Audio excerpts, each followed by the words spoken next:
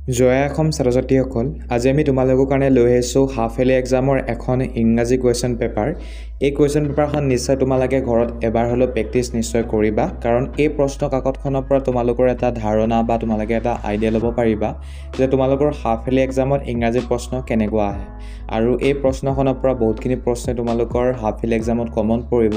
গতিকে নিশ্চয় তোমালোকে ঘৰত প্ৰেক্টিছ কৰিবা আৰু ইয়াত যিখিনি প্ৰশ্ন আছে সেইখিনি যদি চোৱা নাই ভালদৰে নিশ্চয় চাই ল'বা আৰু এইখিনিতে মই জনাব বিচাৰিছোঁ তোমালোকক যে এই কুৱেশ্যন পেপাৰখনৰ PDF ফাইল আমাৰ ওচৰত উপলব্ধ আছে গতিকে যদি তোমালোকক এই কুৱেশ্যন পেপাৰখনৰ PDF ফাইল প্ৰয়োজন হৈছে বুলি তোমালোকে বোধ কৰা বা যদি তোমালোকক লাগে